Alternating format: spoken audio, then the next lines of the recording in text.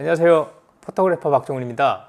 오늘은 이제 세 번째 시간이에요. 우리 김상현 포토그래퍼를 스튜디오 실장 만들기, 제품 스튜디오 실장 만들기 프로젝트로 지금 세 번째고요.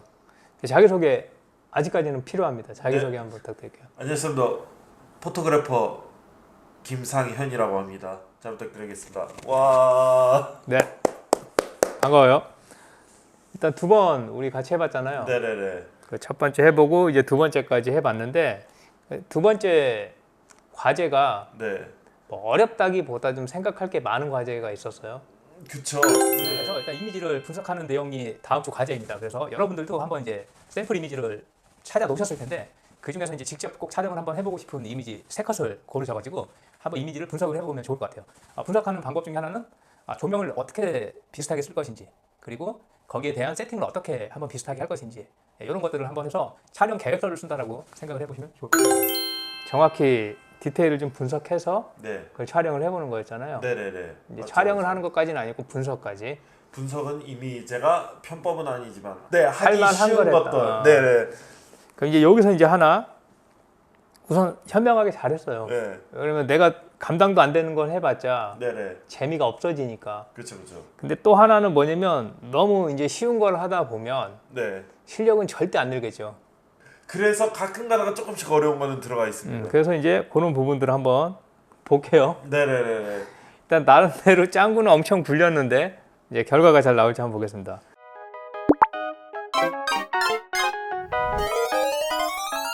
첫 번째 이미지에 대해서 한번 그럼 설명을 한번 해줘서 어떻게 찍을 계획인지. 자, 요거 첫 번째 이미지 중요해요. 제가 검은색 블랙 앤 화이트 톤을 좋아해서 이렇게 쫙 요거의 중요한 거는 쫙 아크릴 쫙 깔아두고 거기에다가 이제 제가 봤을 때는 박스 테이프 같은 걸로 이렇게 쫙 깔아두고 거기다가 이제 물을 칙칙칙칙 뿌린 거죠. 네. 그러고 이제 그 테이프를 쫙 떼면은 이제 이런 식으로 길이 하나 딱 나오지 않을까. 좋아요. 일단은 생각은 그럴싸했는데. 네. 그리고 또 한번 설명해 주세요. 네, 그러고 일단 그림자가 여기 아래 보시면은 네. 짧아요. 그럼 광원은 멀지 않다. 그리고 여기 보면은 직각으로 떨어지기 때문에 저는 이게 강한 빛이라고 생각을 합니다. 그래서 저는 리플렉터 없이 혹은 왜냐 이렇게 깔끔하게 떨어지려면 리플렉터가 없어야 된다라고 저는 생각을 합니다. 오케이, 좋아요. 하나 더. 여기에 제가 한 게 근데 여기 보면은 부드럽잖아요. 네. 여기에 보면은 부드럽기 때문에 여기는 딱딱하지만 여기는 부드럽다. 이거 제가 저번에 유튜브 콘텐츠로 했었을 때 혼났던 건데 저 디퓨저 있잖아요. 디퓨저를 댔다. 네, 디퓨저를 댔다. 그래서 그림자 여기는 딱 떨어지지만 여기는 부드럽게 나오지 않았을까라는 그냥 짱구를 돌려봤습니다. 오케이, 좋아요. 그럼 이제 첫 번째 이제 한번 제가 보는 관점에서 한번 이거 봐볼게요. 네네. 우선 블랙글라스 써봤어요? 안 써봤죠? 검은색 아크릴? 한 번도 안 써봤죠? 네, 그렇죠. 이제 거기서 이제 문제가 생기죠. 네. 우선 첫 번째는 테이프를 붙였을 때 네. 일단 그 테이프가 그렇게 깔끔하게 떨어지느냐. 떨어지지 않나요? 네, 아크릴에도 한번 테이프 붙여봐요. 네. 조금 네. 이따가 촬영 끝나고 한번 생각보다 안 되고 그 다음에 테이프 잘못 쓰면 네. 끈적이가 붙어요 여기. 그럼 네, 이제 그런 것도 있고 그 다음에 이제 두 번째 과연 물방울이 이렇게 송글송글 내가 원하는 대로 잘 맺혀 있을 거냐. 스프레이로 뿌린다고 해서. 이제 그 부분도 이제 한번 고민을 해봐요. 일단 네. 이제 시도를 해봐야 될 것 같고 그 다음에 이 레퍼런스를 잘못 파악했다는 게 이 부분 보이죠? 그림자가 칼처럼 딱 떨어지죠. 네. 이게 그림자가 아니라 블랙글라스에 비친 거울에 흑경에 비친 것 같은 느낌이라서 깔끔하게 이렇게 떨어지는 거예요. 흑경이구나. 그림자가 아니에요. 지금 이거는 그림자가 아니었구나. 블랙글라스를 지금 안 써봤기 때문에 이제 이런 상황이 생기는 거예요. 반사구나 저게. 그리고 이렇게 이제 부드러운 빛 같은 경우는 아마도 리플렉터가 아니라 소프트박스도 아니고 디퓨저를 활용해서 네네. 표현을 해줄 수 있을 것 같아서 네네. 이렇게 빛이 보면 왜 강한 빛이 아니라고 했냐면 여기 빛 떨어진 게 어때요? 부드럽죠. 네. 그렇죠? 네. 그러니까 그걸 먼저 생각을 했었어야 되는 거예요. 그리고 또 하나는 뭐냐면 이거 다 세팅해 놓고 조명 세팅을 하는 게 아니고 네. 먼저 물방울 세팅하기 전에 세팅을 먼저 해서 조명 세팅을 해서 물방울 없는 상태로 촬영 세팅을 하고 그리고 그 상태에서 물방울을 만들어 줘야 되겠죠. 아 그런 거구나. 물방울이 언제 어떻게 바뀔지 모르잖아요. 그러니까 최대한 그 나중에 해야 되는 부분이고 그리고 이제 이 물방울은 어떻게 했을지에 대해서는 저도 고민을 해봐야 될 것 같아요. 우선 요거 일단 한번 넘어가고 쉬운 게 아니었네요. 이 이미지 한번 제가 봤을 때는 요거는 밀가루 혹은 전분가루를 쫙 뿌려둔 다음에 진짜 있는 힘껏 빡빡 압축을 한 다음 이런 쫙 평평해질 거 아니에요. 이렇게 둥근 데에다가는 이제 컵이나 혹은 뭐 주방용품 다른 것들 있죠. 그런 걸로 세게 툭툭툭툭 치면 갈라져요. 그래서 요런 거는 그렇게 하지 않았을까. 요거는 뭐 저는 딱히 할 말이 없습니다. 일단 경험자가 있기 때문에 이런 시도를 난 안 해봤기 때문에 저도 안 해보기는 했는데 근데 가끔 어쨌든 사진 찍기 전에 이제 밀가루나 이런 걸로 이런 상황들을 많이 봤다는 거잖아요. 사진 찍을 때에서 아니 네네. 사진 찍기 전에 네네네. 밀가루를 다루면서 그쵸 이거 그쵸 그거는 왜냐면은 주방에서 심심하니까 그러니까 놀았으니까. 그러니까 이제 그걸 바탕으로 얘기를 하는 거니까 네네네네. 여기에 대해서는 저는 이제 노 코멘트 하고 네네네. 뭐 사실 이건 조명이 어려운 건 아닌 것 같으니까 네. 요거 넘어가도록 할게요. 네네네 알겠습니다.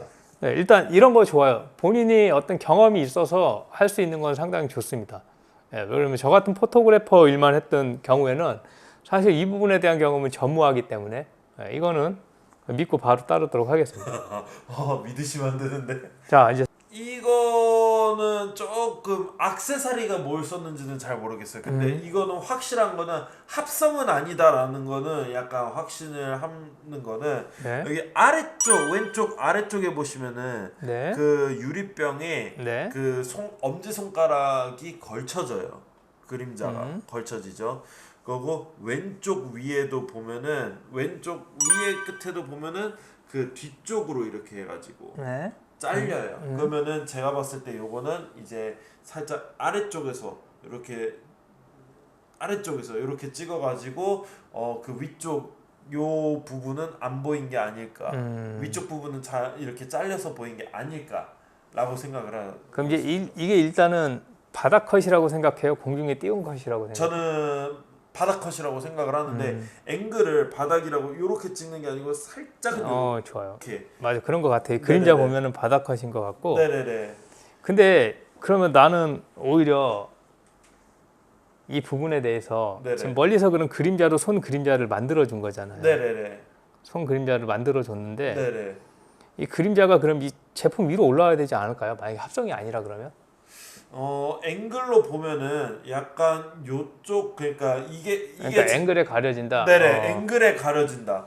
앵글에 가려져 가지고 저는 검지 손가락은 약간 잘렸다고. 좋아요. 그럼 생각합니다. 요것도 한번 이제 테스트를 한번 해보면 되겠네요. 그러면. 네네네. 요거는 나도 또 확실하게 뭐 합성이다 아니다를 말할 수는 없는데 네. 근데 결과적으로 이제 여기서 내가 해주고 싶은 얘기가 있어. 네.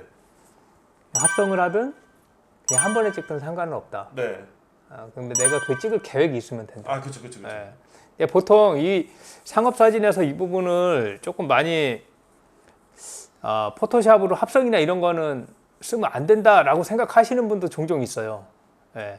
네, 최대한 안 쓰려고 한다라고 하는 개념까지는 좋은데 쓰면 안 된다라는 개념은 조금 많이 어려울 것 같아요. 그렇게 가져가면. 그래서 최종 이렇게 이제 원하는 레퍼런스 이미지가 있으면 그 이미지에 맞게 내가 구상을 하는 거예요. 이걸 한 번에 찍을지 아니면 합성을 할지 아니면 요즘 같은 경우는 또 AI도 많이 성능들이 좋아졌잖아요. 그래서 AI로 대처를 할지 이런 것들을 촬영 전에 기획을 하는 게 중요하다고 봅니다. 네. 일단 이미지 3개가 이렇게 나왔는데 요거는 우리가 조만간 한번 다 이 3컷은 반드시 실습이라기보다 시도를 해보도록 하겠습니다.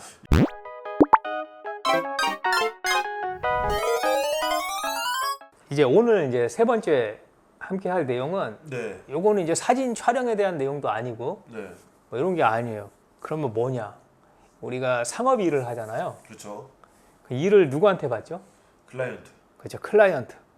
클라이언트한테 우리가 일을 받습니다. 그럼 클라이언트는 어떤 존재죠? 돈 주는 분. 그렇죠.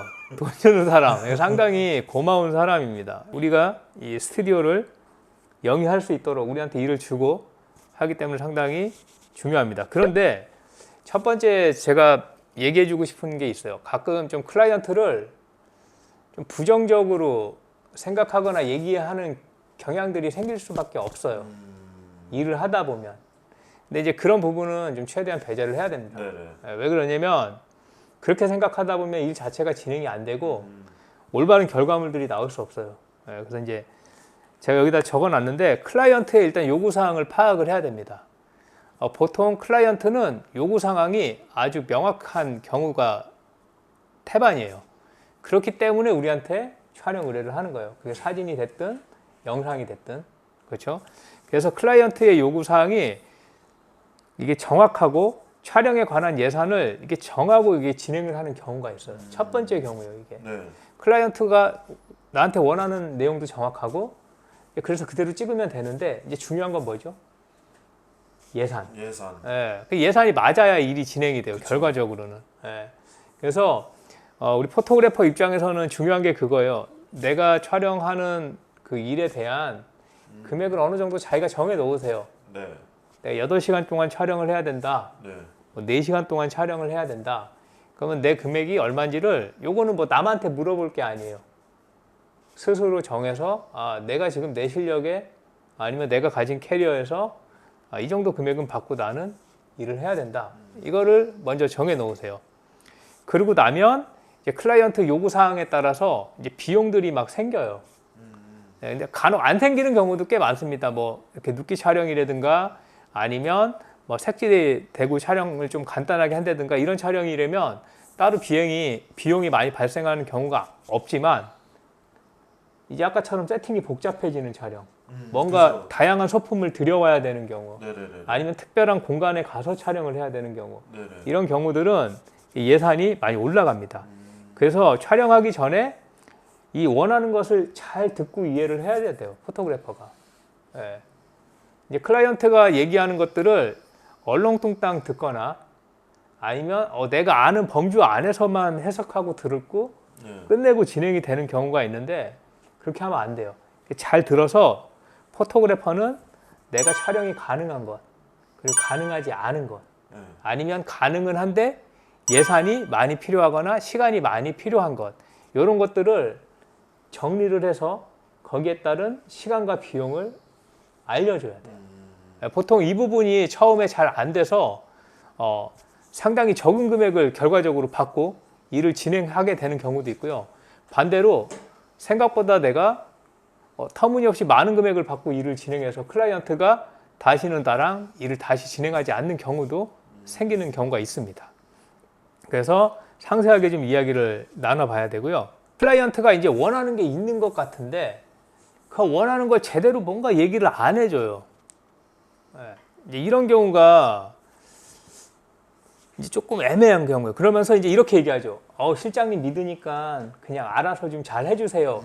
이렇게 하는 경우가 있어요. 네네. 이런 경우는 근데 결과는 제가 경험으로는 둘 중에 하나예요. 아주 좋거나 아주 나쁘거나. 중간은 없어요. 왜 그러냐면 첫 번째 이런 경우에 클라이언트가 내 사진의 스타일을 잘 알고 있어요. 네. 저 포토그래퍼가 어떤 스타일로 사진을 찍고 그 다음에 제가 제 거 포트폴리오를 미리 보여줬을 때 그 부분을 충분히 이해를 해서 그런 느낌이나 그런 기술적인 부분을 잘 받아들여서 우리 걸 알아서 찍어주세요. 이렇게 하면 보통 결과물도 좋게 받아들이는 경우가 많아요. 이제 그러면은 나한테 좋은 점이 뭐냐? 일단 내가 원하는 대로 사진을 찍을 수 있어요. 그리고 또 때로는 내가 좀 시도해보고 싶었던 내용들. 네네. 이런 것도 일을 하면서 시도해볼 수 있어서 그쵸. 실력도 많이 올라갈 수 있고 이렇게 할 수 있습니다. 그래서 내 감각과 내 컨셉에 대한 부분들을 사진에 이제 10분 활용할 수 있다는 게 가장 장점이죠. 그러다 보면 자연스럽게 내 자신감이나 결과물이 나왔을 때 성취도도 상당히 높아집니다. 이건 정말 장점이에요. 근데 반대로 최악의 경우는 뭐냐면 저는 이제 이런 경우를 했는데 이제 클라이언트가 제 사진 스타일이나 이거 정확히 이해를 못했어요. 네. 잘 몰라. 이 사람이 어떤 느낌으로 어떤 사진을 찍는 사람인지를 잘 몰라. 네. 근데 그냥 뭐 믿고 맡길게요 이렇게 왔어요 일이. 네. 그럼 이제 나는 어떻게 돼요? 열심히 찍겠죠. 그쵸. 이렇게도 찍고 이렇게도 찍고 기존에 이제 내가 했던 거에 기반해서 사진을 잘 촬영을 해요. 이때 어떤 상황이 벌어지냐면 이제 결과물을 딱 보여주면 보내줄 때마다 이런 얘기를 해요. 혹시 다른 사진은 더 없어요? 네. 스트레스. 분명히 나를 믿고 맡긴다고 해서 내가 열심히 해가지고 사진을 찍어줬는데 피드백이 혹시 다른 사진은 없어요? 스트레스 받아. 네. 그렇죠. 이제 그러면 이제 왜요? 물어보면 그게 좀 제가 생각하는 느낌이 아니에요. 그러면은 무슨 얘기죠? 원래 생각한 느낌이 있었다는 거죠. 그쵸. 네. 그래서 이제 그 얘기를 나한테 해줬었어야 되는데 처음에는 그냥 무턱대고 다 맡긴다 그래놓고 이제 이런 식으로 되다 보면 이게 약간 어떤 느낌이 드냐면 내가 막 목표가 없는데 공을 막 던져요. 네. 근데 클라이언트가 원하는 데를 맞춰야 돼. 그런 느낌이 들어요. 그러니까 막 이렇게도 찍어보고 저렇게도 찍어보고 엄청난 시간과 에너지가 막 들어가는데 결국은 목표물을 못 맞추는 느낌이에요. 저도 몇 번 경험해봤어요. 네, 그렇죠? 그래서 이제 이런 경우 그 다음에 또 이런 경우도 있어요. 클라이언트가 사실 자기가 원하는 게 정확히 없었어. 네. 그러다가 이제 내가 포트폴리오에 기반해서 내가 생각한 사진을 전달을 해줬더니 이제 그때서야 아이디어가 막 떠오르는 거예요. 네. 스트레스 받아. 이제 그렇게 되면 이제 나한테 이거 사진 봤는데요. 앵글이 조금만 더 높았으면 좋겠어요. 이제 내가 찍어놓은 사진을 기반으로 얘기하는 거예요. 이거 봤는데요. 다른 거 다 좋은 거 같은데 배경 색깔이 이랬으면 좋겠어요. 네. 다 좋은데 여기 이 꽃이 그 꽃이 아니고 좀 이런 꽃이었으면 좋겠어요. 네. 이런 피드백이 오면 말은 되게 쉽게 하는 거죠. 근데 저는 어떻게 해야 돼요? 우리는 더 꽃집 다시 가야 돼요. 그 꽃사로. 네. 꽃집 다시 가야 돼요. 네. 배경 이거 세팅 다 해놨는데 그대로 드러내고 배경 색지 다시 깔아야 돼요. 다른 색을 다시 올려야 돼요. 네? 그러니까 이런 식으로 뭔가 이미 나는 촬영이 다 끝나서 세팅이 종료가 됐는데 그 세팅을 다시 하는. 클라이언트한테 부정적인 생각 갖지 말라고 했잖아요. 네네네. 그건 둘째 치고 클라이언트는 악의 없이 얘기한 거예요. 그렇죠. 저거 기왕 저렇게 찍었는데 이거 이렇게 되는 거 그냥 찍으면 되지 않을까라는 내용이에요. 근데 우리는 뭐죠? 다시 세팅을 해야 되면 쉬운 일이 아닌 거예요. 그래서 이런 부분들이 클라이언트가 그냥 믿고 맡길게요를 곧대로 들으면 안 된다는 거예요. 그러면 이제 상당히 일이 어려워집니다. 그 다음에 이제 세 번째 이 클라이언트가 어려운 경우인데 이건 아마 우리 촬영하고 있는 영광 감독도 공감할 거예요. 클라이언트가 한 명인 줄 알았는데 여러 명이었어. 씁쓸한 웃음. 네, 이런 경우 꽤 있어요. 이게 무슨 얘기냐면 처음에 일을 진행을 했는데 예를 들어서 회사에서 과장님이 오셨어요. 그래서 과장님하고 대리님이 오셨기 때문에 과장님이 이제 총 결정권자겠구나 하고 이제 일을 막 진행을 했어요. 예. 근데 촬영을 하고 있는데 지금 마케팅 과장님이었고 디자인 과장님이 오셔. 근데 디자인 과장님이 또 의견을 막 내요. 왜 이러는 걸까요? 좀 있다가 컨텐츠를 총괄하시는 또 부장님이 오셔. 그래서 또 막 얘기를 해요. 근데 듣고 있다니 그들의 말이 일치하면 상관이 없는데 중구난방으로 요구사항이 다 달라요. 그럼 이제 포토그래퍼 입장에서 어떻게 해야 되죠? 하나로 그러니까 일단은 우선은 그 상황이 되면 그런 생각도 안 들고 일단 눈치가 보여요. 누구 말 들어야 되지? 이제 그게 눈치가 보여요. 근데 이제 이미 이 상황은 거의 촬영이 거의 제대로 되기가 힘든 상황이에요. 그래서 이런 경우에 이제 우리가 상당히 촬영에 어려움이 있습니다. 그래서 포토그래퍼 입장에서는 만약에 하나의 결과물이 만들어졌을 때 이런 경우에 한 명이 납득했는데 두 명이 만족을 못하면 결국은 다시 찍어야 돼요. 두 명이 만족을 했는데 한 명이 만족을 못하면 결국은 다시 찍어야 돼요. 셋 다 만족해야 되는 거죠. 그렇죠. 일단 적어도 클라이언트가 3명이면 셋이 어느 정도는 그래 고개를 끄덕여 줘야 일이 끝나요. 스트레스. 그렇죠. 근데 이거는 첫 번째 뭐냐면 이 상황에 대해서 이 사람들이 잘못됐다라고 판단하면 절대 일은 쉽지가 않아요. 중요한 건 뭐냐면 애초에 이런 상황을 만들지 않도록 준비를 해야 돼요. 자, 그래서 이제 오늘 이제 좀 이거 조금 돈을 벌고 먹고 살려면 중요한 얘기라 그쵸. 오늘 조금 처음에 얘기를 하는 겁니다.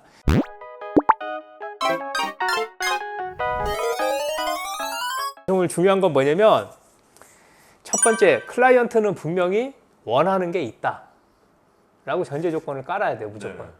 네. 클라이언트가 없어요, 알아서 해주세요 해도 그게 아니에요. 클라이언트는 원하는 게 있다. 그래서 혹은 잘 모르겠다라고 하면 대화를 해서 원하는 걸 끌어내야 돼요. 계속 던져야 돼요. 이 제품을 지금 촬영하시려고 하는 거 보니까 조금 심플하고 단순한 세련된 느낌으로 좀 깔끔하게 촬영을 한번 잡아볼까요? 네. 아이템이나 소품을 최대한 활용하지 않고 좀 해볼까요? 이런 식으로 내가 질문을 던져서 우선은 원하는 상황을 좀 끄집어내고 그 다음에 얘기를 해야 돼요. 혹시나 원하는 이미지가 네네. 인스타그램이든 뭐 네이버에서든 보게 되면 캡처라도 해서 좀 보내줘라. 예. 그렇게 해서 일단 클라이언트가 원하는 거를 좀 최대한 인지를 하고 가야 됩니다. 네. 그리고 이 사진의 결과물은 되게 명확하죠. 그렇죠. 딱 나오면 잘 찍혔다, 안 찍혔다 알 수 있잖아요. 그렇죠. 예. 특히나 어떤 컨셉이 딱 정해졌으면 그 컨셉에 맞는 사진이다. 그 컨셉에 안 맞는 사진이다 딱 나오잖아요. 사진은 아주 명확한 겁니다. 그래서 촬영 전에 그렇게 명확한 이미지를 포토그래퍼가 머리로 그려봐야 돼요. 포토그래퍼가 그 명확한 이미지를 그려볼 수 있고 심지어 그 그려진 이미지를 클라이언트나 아니면 제3자한테 내가 촬영 전에 먼저 설명을 해줄 수 있어야 돼요. 네. 예. 그렇게 돼서 내가 정확히 어떤 사진을 찍어야 될지 지금 찍고 있는 사진이 어떤 사진이 결과가 나올지를 포토그래퍼는 그래도 어느 정도 예측을 하고 있어야 되고 그 내용이 클라이언트한테까지 전달이 되면 그러면 이제 촬영에 큰 문제가 없습니다. 네. 그리고 마지막 이거 중요한 거죠. 클라이언트가 여러 명인 경우에도 이럴 때 당황하지 말고 요청을 하셔야 돼요.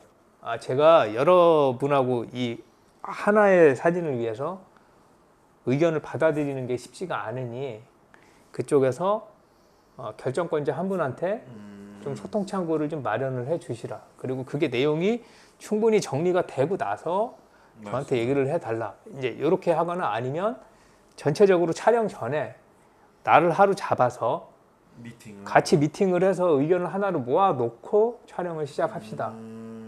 이렇게 이제 가야 돼요. 근데 이제 포토그래퍼 입장에서는 사실 촬영 전에 하루 시간 더 빼서 미팅하는 것 자체도 시간을 투자해야 되는 거고 그게 비용이잖아요. 그래서 이제 그럼에도 불구하고 그렇게 할 수 있으면 해줬을 때 촬영하는 시간과 촬영 이후의 시간이 훨씬 더 편해집니다. 오늘 내용 이해 갔나요? 이해는 갔죠. 근데 사실 우리 김상현 포토그래퍼도 사실 제품 쪽이 아니라 인물 쪽에서는 이미 많이 겪은 내용들이잖아요. 저는 다행히 클라이언트가 한 명이었어가지고 그래서 딱 이렇게 복잡하게 여러 명이 있고 뭐 이런 케이스 아직까지는 안 겪어본 것 같아요. 근데 이제 제품 같은 경우가 오히려 이런 경우가 더 많습니다. 해보면은 그 관여하는 사람들이 더 많아지는 경우들이 많기 때문에 이 부분들은 앞으로 제품 사진에서는 조금 인물 사진 찍을 때 받지 못했던 다른 종류의 스트레스를 좀 받을 수도 있어요. 물론 이제 이렇게 됩니다. 오늘 우리 김상현 포토그래퍼와 세 번째 시간 가져봤는데요. 네네. 클라이언트에 대해서 한번 이야기를 해봤습니다. 여러분들도 이제 막 상업 스튜디오를 차릴 준비를 하고 계신 분들이라면 이 부분에 대해서 먼저 잘 정리를 한번 해 놓으시고 시작을 하시면 도움이 많이 될 것 같습니다.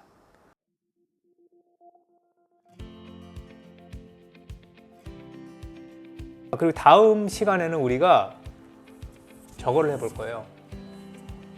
향수 눕기 사진 촬영. 예.